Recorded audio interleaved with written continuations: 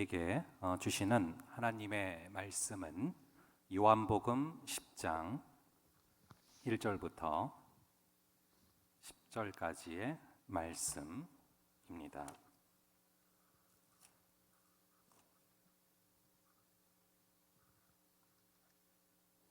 요한복음 10장 1절부터 10절까지의 말씀을 저와 여러분들 함께 교독하도록 하겠습니다.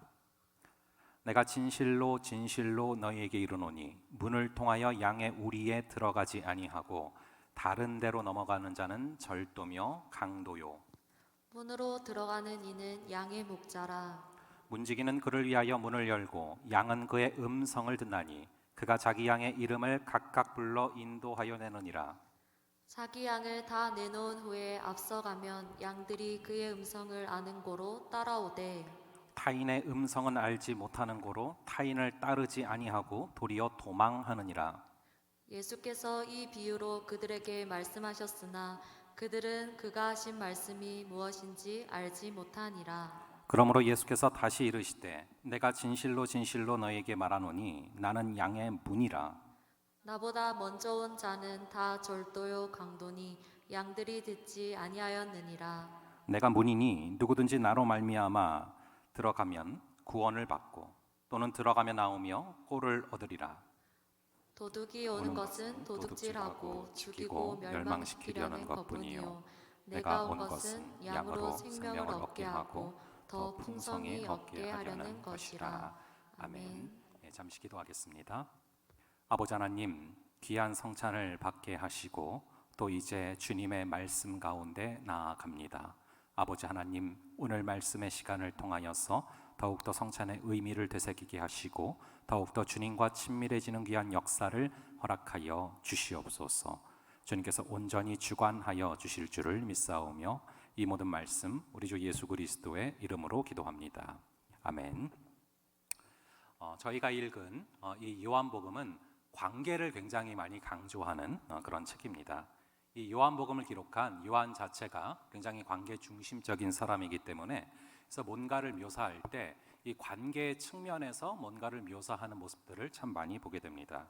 그래서 오늘 본문 10장의 1절부터 10절까지도 모든 구절마다 주님과의 이 친밀함을 중심적으로 강조하고 있는 책입니다. 여러분, 신앙생활을 하면서 뭐가 가장 중요하다라고 생각을 하십니까? 성경 지식입니까? 기도입니까? 봉사입니까? 뭐가 제일 중요한 것이겠습니까? 사실은 다 중요합니다. 성경 공부도 중요하고 우리가 기도하는 것도 중요하고 그리고 봉사하는 것도 중요한데요. 문제는 무엇을 하든지 간에 그것을 주님과의 친밀함 안에서 그것을 해야 한다라는 것이죠. 주님과의 친밀감이 빠진 상태로 무엇인가를 한다면 어떻게 되겠습니까? 이 성경을 공부를 하는데 계속해서 성경 지식을 통해서 머리만 커지게 되고요. 그리고 우리가 기도를 하고 봉사를 하는데 자신의 의만 더 강해지는 그런 일들이 벌어질 수 있다는 것입니다. 그러므로 우리가 성경을 읽든 기도를 하든 아니면 봉사를 하든 무엇을 하든지 간에 주님과의 친밀함 안에서 그것을 하는 것이 중요할 만큼 그렇게 친밀감이라는 것이 굉장히 중요한데요. 오늘 읽은 이 요한복음 10장은 사실 요한복음 9장과 연결이 돼서 기록되고 있는 책이기 때문에 이 9장의 맥락을 정확하게 이해를 해야 더 정확하게 파악할 수 있는 그런 본문입니다. 이 요한복음 9장에서 어떤 사건이 있었냐 하면요, 날 때부터 맹인된 그런 사람이 나옵니다. 날 때부터 시각장애인이 나오는데요, 그 시각장애인을 두고서 제자들이 예수님께 질문을 던지는 것이 바로 9장의 모습입니다. 그래서 저 사람이 맹인인 것이 저 사람의 죄 때문에 그렇습니까? 저 사람의 부모 죄 때문에 그렇습니까? 라고 이렇게 물어보자 이제 예수님께서 뭐라고 말씀을 하시냐 하면은 이 사람의 죄 때문도 아니요, 이 사람의 부모 죄 때문도 아니요, 앞으로 하나님이 하실 일이 있기 때문이다라고 말씀을 하십니다. 즉, 이 제자들은 죄라는 프레임에 갇혀 있었는데 우리 주님께서는 하나님을 프레임으로 이 사건을 풀어가시고요, 이 제자들은 과거에서 현재 사건의 원인을 찾는데 우리 예수님께서는 오히려 미래에서 현재 사건의 원인을 가져오십니다. 앞으로 하나님이 하실 일이 있기 때문에 이 사람이 맹인이 되어 있는 것이다.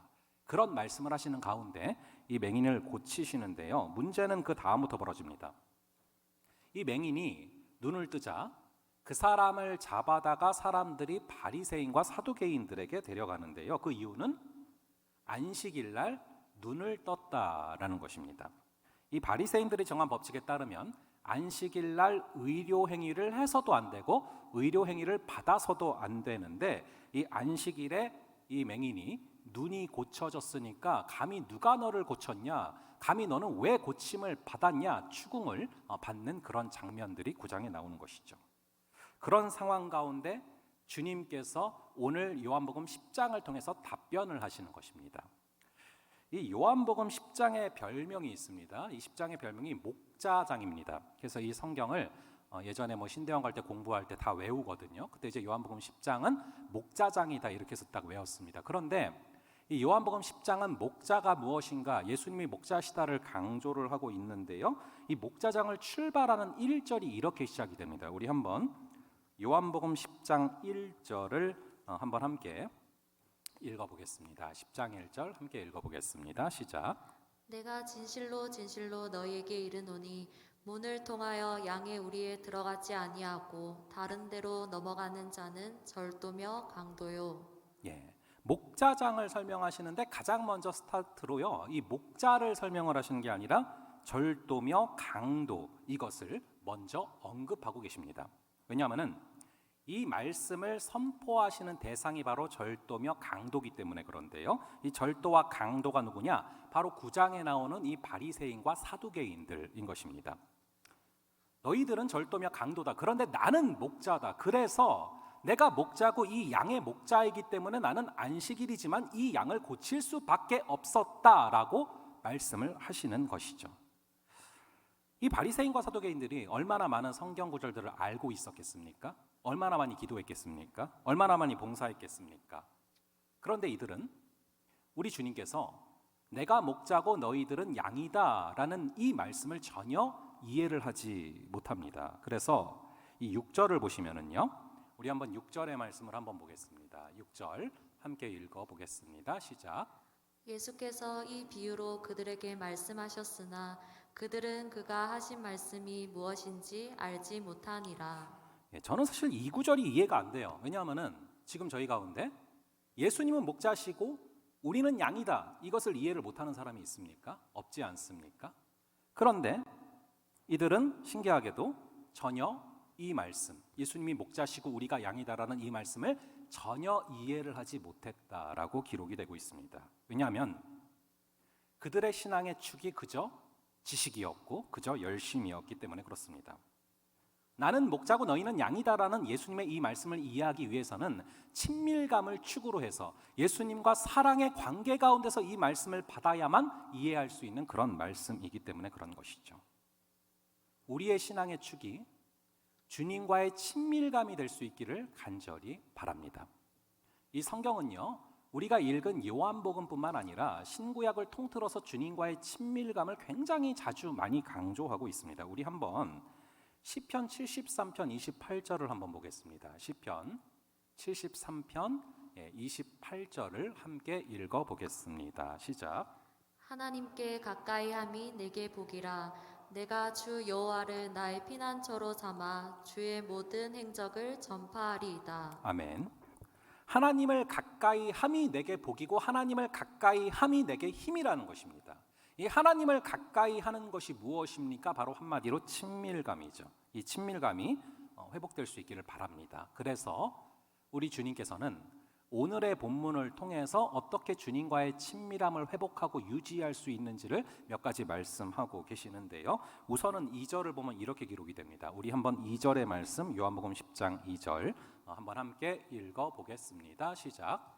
문으로 들어가는 이는 양의 목자라. 양의 목자라라고 말씀하셨어요. 그리고 7절에 보시면은 목자의 모습이 약간은 다르게 표현이 되는데 우리 한번 7절도 함께 읽어보도록 하겠습니다. 시작. 그러므로 예수께서 다시 이르시되 내가 진실로 진실로 너희에게 말하노니 나는 양의 문이라. 2절에서는 나는 양의 목자다. 7절에서는 나는 양의 문이다. 즉 양의 목자 이퀄 양의 문입니다. 즉 목자는 문이라는 것입니다. 여러분, 왜 목자가 문입니까? 왜 우리 예수님께서는 내가 양의 문이다라고 말씀을 하실까요? 자, 예수님께서 내가 양의 문이다, 즉 목자는 이퀄 문이다라고 말씀하시는 것을 이해하기 위해서는 이 시대 당시의 배경을 좀 이해하실 필요가 있습니다. 이 중동 지역에서 이 양을 치다가 이 밤이 됩니다. 그러면 양들을 데리고 목자가 야숙을 하게 됩니다. 밖에서 잠을 자게 되는데, 그럴 때 목자는 이 울타리를 칩니다. 이렇게 울타리를 쳐놓고 그 안에 양을 넣는데요. 신기한 것은 이 울타리를 만들 때 문을 남겨놓고 울타리를 칩니다. 그리고 문은 만들지를 않습니다. 왜 안 만드냐 하면요, 그 문의 자리에 목자가 딱 서 있는 겁니다. 즉 목자가 스스로 그 양의 문이 되는 것이죠. 그래서 짐승들이 그 안으로 들어오지 못하도록 울타리를 제외한 그 출구가 되는 문 앞에 서 있는 것입니다. 그러므로 이 목자 때문에 울타리 안에 있는 양들은 든든한 것이고요, 이 문의 자리에 서 있는 목자 때문에 짐승들은 그 안으로 들어갈 수가 없는 것입니다. 근데 주님께서 지금 우리의 문이 되어 주신다라고 말씀하십니다. 우리의 입구가 되어 주신다라는 것입니다. 주님께서 문이 되어 주신다면 누가 감히 우리를 뚫고 들어올 수가 있겠습니까? 이 문이라는 것은 보호를 뜻하고 그리고 경계를 뜻합니다. 여러분 잘 아시는 것처럼 좋은 집은 문이 좋은 집이에요. 문이 좋은 집이 진짜로 좋은 집입니다. 그래서 이렇게 좋은 집들 가면은 이 경계를 아주 철저히 할 수 있도록 세컨도 달아놓고 뭐 그렇지 않습니까? 자, 그렇다면 여러분의 문은 과연 무엇입니까? 우리 주님께서 지금 내가 너라는 그 집의 문이다, 내가 너라는 그 삶의 문이 되어줄 것이다 라고 말씀하시는 것이죠. 주님께서 우리의 문이 되어주시면 감히 그 어떤 것도 우리 안으로 침범해 들어와서 우리를 공격하고 시험에 들게 할 수가 없다라는 것입니다. 근데 문제는 뭐냐면은 우리가 자꾸 월담을 한다라는 거예요. 주님께서 울타리 되어주시고 주님께서 문이 되어주시면 그 어떤 것도 우리를 공격하고 침범할 수가 없는데, 우리가 스스로 경계를 넘어서서 선을 넘어서서 이 울타리를 넘어서서 월담을 할 때가 있다라는 것입니다. 하지만 우리가 그 담을 넘어가지 않고 그분의 안에 거하고 그분이 문이 되어주신다면 어떤 것도 우리를 해할 수가 없는 것입니다. 주님께서 여러분이 문이 되어주심을 잊지 마시고 주님 안에 거하시면서 그 친밀감이 충만해질 수 있는 저와 여러분 되기를 간절히 바랍니다. 이 사단이 우는 사자처럼 우리를 삼키려 든다라고 써져 있어요. 우리를 물려고 한다라고 써져 있습니다. 그런데 여러분 아시는 것처럼 예수님께서는 십자가에 못 박히시고 부활하시면서 이 사단의 세력이, 이 사단의 머리가 짓밟혔습니다. 그래서 저는 종종 이렇게 표현하는데, 사단이 우는 사자는 맞고 우리를 물려고 하지만 그 사단은 이미 목이 줄에 묶여서 전봇대에 묶여버린 거예요. 이미 그 권세가 밟혔습니다. 그래서 이 목줄이 묶여서 어느 정도 바운더리 안에서만 움직일 수 있어요. 그래서 절대 우리를 물 수 없는데, 문제는 우리가 스스로 글로 가까이 가버리면 물릴 수가 있다는 것이죠. 그러므로 여러분, 우리가 주님의 울타리를 벗어나지 마시고 주님의 울타리 안에 거하면서 그 안에서 참 자유함과 주님과의 친밀감이 충만해질 수 있는 그런 저와 여러분 되시기를 간절히 바랍니다. 자, 두 번째로 우리가 주님과의 친밀함 속에 거하기 위해서는 그분의 음성을 듣고 그리고 그분의 음성을 따라가야 합니다. 오늘 본문에서 가장 중요한 핵심은 이 양이 자신의 목자의 음성을 듣고 그리고 목자는 분명히 말을 한다라는 것입니다.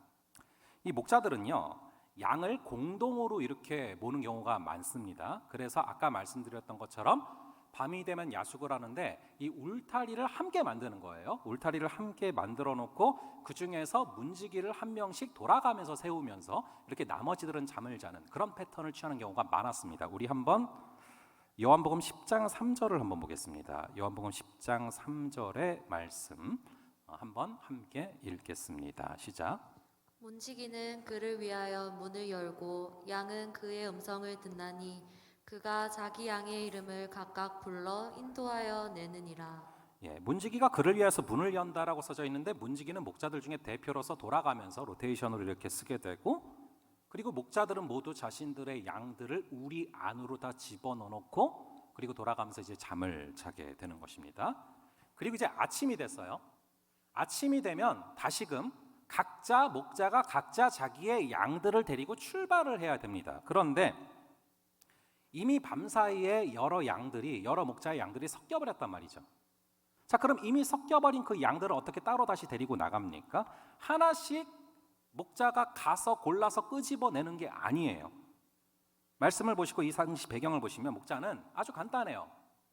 그냥 그 입구에 서서 자기의 양의 이름을 하나씩 부르는 것입니다. 그러면은 그 목자의 양들이 그 목자를 따라 나옵니다. 신기하게도 다른 목자의 양들은 따라가지를 않습니다. 그 목자의 양들만 그 음성을 듣고 따라 나가기 때문에 이것이 섞였다 분리되는 것이 전혀 어렵지 않은 일이라는 것이죠.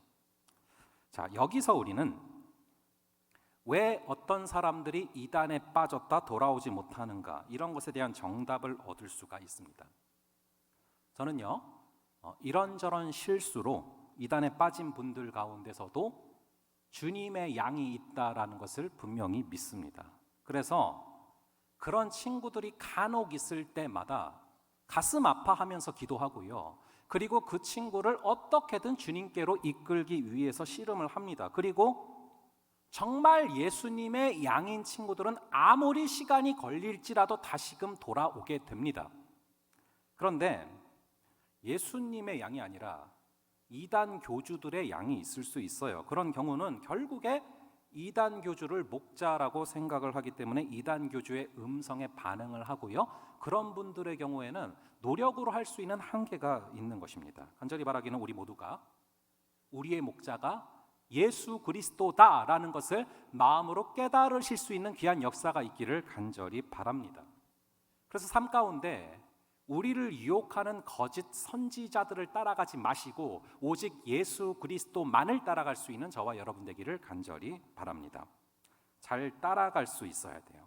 그래서 우리는 이 예수님의 음성에 아주 민감하게 반응할 수가 있어야 합니다. 이 음성에 민감하다는 얘기는 그 음성을 잘 듣고 그 음성에 민감하게 반응할 수 있는 영적인 예민함이 있어야 한다라는 것을 말씀드리는 것입니다. 다른 게 능력이 아니고 바로 잘 따라갈 수 있는 것이 바로 능력입니다. 우리가 잘 알고 있는 것처럼 이 양은 시력이 별로 좋지를 않습니다. 양의 시력은 마이너스 12디옵터 정도가 됩니다. 여러분, 마이너스 10디옵터만 돼도요, 안경을 써도 잘 보이지 않는 그런 정도의 아주 좋지 않은 시력인데, 그래서 마이너스 12디옵터라고 하면 거의 가시거리가 1m 정도 되고 굉장히 흐릿흐릿하게 보이는 상태를 뜻하는 것이죠. 여러분, 입장 바꿔서 여러분들이 마이너스 12디옵터라고 생각을 해보시기 바랍니다. 얼마나 불편하겠습니까? 얼마나 흐릿흐릿하게 보이는데 불편하겠습니까? 그런데 문제는 불편한 정도가 아니라 걸어가다가 앞에 낭떠러지가 있다, 이런 거를 보지 못하고 떨어져 죽을 수 있다는 얘기입니다. 그만큼 굉장히 위험한 상황이라는 것이죠. 그런 양이 생존을 위해서 절대적으로 필요한 것이 있다면 그것은 바로 청력입니다. 그래서 실제로 이 양의 청력은 개 수준이라고 합니다. 여러분들이 이 반려동물, 강아지 같은 거 키우는 분들 잘 아실 텐데 이 개들은요 정말 신기하게 주인의 발걸음의 소리를 구분해서 기억을 합니다. 그래서 남들이 걸어가는 발걸음과 주인이 걸어가는 발걸음을 구분해서 주인이 걸어가는 발걸음에 꼬리를 치는 모습들을 우리가 보게 되죠. 심지어 발걸음 정도가 아니라 주인의 찻소리도 구분을 하는 경우가 많습니다. 그래서 주인의 찻소리가 들리면 꼬리를 흔들고 남의 찻소리가 들리면 꼬리를 흔들지 않는 것이죠. 자, 개 청력이 그만큼 뛰어난데 이 양의 청력이 그렇다라는 것입니다. 자, 이 1m 앞도 보지 못하는 양이 이 청력이 발달한 것처럼요, 주님께서는 우리의 정체성을 무엇이라 말씀하시냐 하면 자신께서 목자시고 우리는 양이다라고 말씀하십니다. 우린 태생적으로 시력이 좋지 않고요, 한 치 앞을 내다보질 못하고요, 미래에 어떤 일이 벌어질 것인가를 내다보면서 갈 수가 없다라는 것을 여러분들이 누구보다 더 잘 아실 것입니다. 당장에 갑자기 또 4단계가 벌어지고 이런 것도 우리 예측할 수가 없지 않습니까? 자, 그런 우리는 보는 것에 의지해서 살아갈 수가 없습니다. 오직 듣는 것에 의지해서 살아가는 것입니다. 주의 음성을 듣고 주의 말씀이 들려올 때 그 말씀을 듣고서 살아가는 것이지, 눈에 보이는 현실을 바라보면서 그 현실을 통해서 그 현실을 바라보며 발걸음을 내디딜 수가 없다라는 것이죠. 그렇게 그분의 음성을 듣고 따라가면서 그분의 음성 안에 거하게 될 때 누리게 되는 것이 바로 9절과 10절입니다. 우리 한번 이 9절과 10절, 이 두 구절 한번 함께 한 목소리로 읽어보겠습니다. 시작. 내가 문이니 누구든지 나로 말미암아 들어가면 구원을 받고 또는 들어가며 나오며 꼴을 얻으리라. 도둑이 오는 것은 도둑질하고 죽이고 멸망시키려는 것뿐이요 내가 온 것은 양으로 생명을 얻게 하고 더 풍성히 얻게 하려는 것이라. 아멘. 그분 안에 거하면 그분께서 꼴을 주신대요. 양식을 주신대요. 그리고 그 꼴을 통해서 예수님의 생명을 얻게 된다라고 말씀하시는 것입니다. 그분께서 주시는 꼴이 무엇입니까? 바로 오늘 우리가 경험한 그분의 살과 그분의 피입니다. 우리가 성찬 때 그분의 떡과 그분의 이 잔을 마시지 않습니까? 그것을 통해서 우리는 영생을 얻게 되고 그 영생으로 살아가게 된다라는 것을 말씀하시는 것이죠. 여러분, 우리가 성찬식에 참여했는데 이 성찬이 무엇입니까? 바로 이 거룩한 만찬을 뜻합니다. 그래서 성찬이죠. 우리 주님께서 최후의 만찬 때 이 떡과 포도주를 나누어 주신 것을 기념하는 것이 바로 성찬인데요. 그럼 이 빵과 포도주는 과연 무엇입니까? 무엇을 의미합니까? 이 고린도전서 11장 24절과 25절을 보시면은 이 떡은 주님께서 십자가에서 찢기신 살, 채찍을 맞으실 때마다 살점이 떨어져 나가시지 않으셨습니까? 그 찢기신 살을 뜻하고요. 이 잔은 주님께서 흘리신 그 피를 의미합니다. 즉 주님께서 십자가에서 찢기신 살과 흘리신 피인데 이것을 통해서만 영생을 얻을 수 있다라는 것이죠. 우리 한번 요한복음 6장 48절 한번 함께, 짧은 구절인데요. 6장 48절 함께 읽겠습니다. 시작. 내가 곧 생명의 떡이니라. 자, 예수님께서 자기 자신이 바로 생명의 떡이다라고 말씀을 하십니다. 자, 그래서 이 떡이라는 것은 바로 예수님이고 예수님이라는 것은 바로 말씀이다라는 것인데요. 여러분들 잘 아시는 것처럼 마태복음 4장에서도 보면은 우리 주님께서 사람이 떡으로만 사는 것이 아니요 하나님의 입에서 나오는 말씀으로 사는 것이다. 이 말씀이 바로 영의 양식이다라는 것을 강조하시지 않습니까? 그렇기 때문에 바로 이 떡이라는 것은 바로 예수님 그 자체고 예수님 그 자체라는 것은 말씀 그 자체라는 것입니다. 그래서 또한 우리가 오늘 떡을 먹지 않았습니까? 이것은 눈에 보이는 말씀을 뜻하는 것이죠. 그렇게 말씀을 먹을 때, 그 말씀이 우리 안에 거하게 될 때 우리 안에 생명이 주어진다라는 것입니다. 자, 그럼 여러분, 피는 무엇입니까? 우리가 잔을 마셨는데 그것이 바로 예수님의 흘리신 보혈입니다. 여러분, 우리가 우리의 죄의 문제를 어떻게 해결할 수 있습니까? 우리의 능으로 해결할 수 없지 않습니까? 그래서 우리의 죄를 해결할 수 있는 방법, 제가 한번 말씀드렸죠. 우리의 죄를 자백하는 것입니다. 내가 무슨 죄악을 저질렀는지 주님 앞에 낱낱이 스스로 고하는 것입니다. 그리고 구체적으로 고한 그 죄 위에 예수님께서 피를 부어주실 때, 보혈을 부어주실 때 그 죄가 해결이 될 수 있는 것이죠. 예수님이 십자가에서 흘리신 보혈은 여전히 지금도 흘러서 그 죄 위에 적셔질 수 있고 그때 죄가 해결되는 것입니다.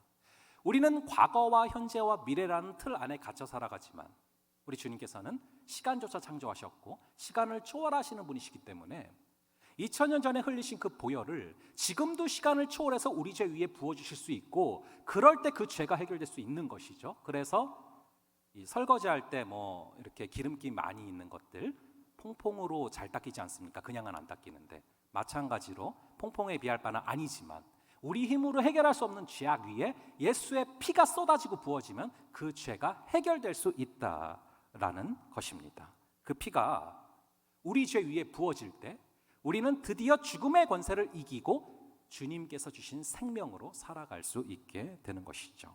자, 그러면은 이 살과 피를 먹으면서 나아갈 때 과연 어떤 일이 벌어집니까? 우리 한번 요한복음 6장 54절을 한번 볼게요. 요한복음 6장 54절을 함께 읽겠습니다. 시작. 내 살을 먹고 내 피를 마시는 자는 영생을 가졌고 마지막 날에 내가 그를 다시 살리리니. 예, 이 구절 그대로 띄워주시고요. 내 살을 먹고 내 피를 마시는 자는 무엇을 가졌다라고 나옵니까? 영생을 가졌고라고 이렇게 써져 있죠. 자, 그런데 자세히 보세요. 영생을 미래에 갖게 될 것이다라고 말씀을 하십니까? 아니면 이미 영생을 가졌다라고 말씀하십니까? 이 구절에서 보시면은 내 살을 먹고 내 피를 마시는 자는 이미 영생을 가졌고라고 써져 있어요. 시제가 과거형입니다. 과거형, 가졌고 영생을. 더 구체적으로 엄밀히 말씀드리자면은 현재 완료형이죠. 현재 완료가 과거에 취득한, 과거에 얻은 어떤 것이 현재까지 영향을 끼치고 있는 것이 have PP, 현재 완료형 아닙니까? 즉 이것은 정확하게 시제가 현재 완료형입니다. 우리는 영생을 나중에 죽어서 미래에 천국에 가야 받을 수 있는 것이라고 생각을 하지만 시제 자체가 지금 과거형 혹은 정확하게는 현재 완료형이라는 것이죠. 떡과 이 피를 마시는 자는 이미 영생을 주셨고라고 말씀을 하십니다. 우리는 영생을 무조건 미래에 받는 것이라고만 생각을 하기 때문에 단순히 영생이라는 것이 어떤 길이, 영원히 사는 것, 이런 양적인 측면에서만 생각을 하지만 사실은 이 영생이라는 것이 그런 측면도 있지만 동시에 질적인 다른 차원의 생명, 즉 예수의 생명을 가지고 살아가는 것을 뜻하기 때문에 이 시제 자체가 미래가 아니라 바로 과거형 혹은 현재 완료형인 것이죠. 죽지 않고도 우리는 이 땅에서 이미 주신 그 영생을 갖고 이미 영생으로 살아갈 수 있습니다. 그 영생이 무엇입니까? 바로 예수님의 생명을 갖고 살아가는 것. 내 생명을 갖고 살아가는 것이 아니라 예수님의 생명을 갖고 살아가는 것이 질적으로 다른 차원의 생명, 즉 영생인 것입니다. 그래서 이미 이것을 주셨고 지금도 이것을 가지고 살아갈 수 있으며 앞으로도 그것으로 살아가게 될 것이다 라고 말씀을 하시는 것입니다. 자, 그럼 이 예수의 생명으로 살아간다는 것이 과연 무엇입니까? 무엇이 예수의 생명으로 살아가는 것입니까? 이 예수님의 생명으로 살아가는 것은요, 원수를 늘 미워하고 원수를 없애는 세상 속에서도 원수를 사랑할 수 있는 생명이고요, 7번씩 70번이라도 용서할 수 있는 그 생명이고요, 이 영생이라는 것은 모두가 높은 곳으로 올라가려고 할 때 예수님을 닮아서 낮은 곳으로 임할 수 있는 그런 생명입니다. 우리 모두가 이미 주신 이 영생을 갖고 살아갈 수 있는, 이미 주신 예수님의 생명, 이 영생을 갖고 소유하고 살아가실 수 있는 그런 역사가 저와 우리 모두에게 있기를 간절히 바랍니다. 말씀을 정리하겠습니다. 우리 주님께서 우리의 문이 되어 주십니다. 우리 주님께서 우리의 문이 되어 주시면 어떤 것도 우리를 해할 수가 없고 어떤 것도 우리를 시험에 들고 공격하게 만들 수가 없습니다. 그러므로 월담하지 마시고 주님 안에 거하면서 주님과의 친밀함 가운데 충만하게 거하시는 저와 여러분 되기를 바라고요, 주의 음성을 듣고 따라가는 것이 능력이다라고 말씀을 드렸습니다. 그럴 때 늘 주님의 꼴로, 즉 주님의 피와 주님의 살을 먹여주시고 영생으로 살아갈 수 있는 그런 우리가 될 줄로 믿습니다. 우리 함께 찬양하면서 또 기도하며 나가겠는데요, 오늘 성찬 기억하시면서 주님의 그 찢기신 살과 주님의 흘리신 그 보혈, 아버지 이것을 통해 우리에게 영생을 이미 주셨다, 죽고 나서 받는 것이 아니라 이미 주셨다 약속하셨으니 그것을 믿음으로 받게 하시고 나의 생명으로 세상 사람들과 똑같이 살아가지 말게 하시고 예수의 생명을 갖고 이미 주신 예수의 생명으로 살아갈 수 있는 역사를 허락하여 주시옵소서. 그리하여 주님과의 친밀감이 더욱더 깊어지는 그런 우리 모두 되게 해달라고 우리 함께 찬양하겠습니다.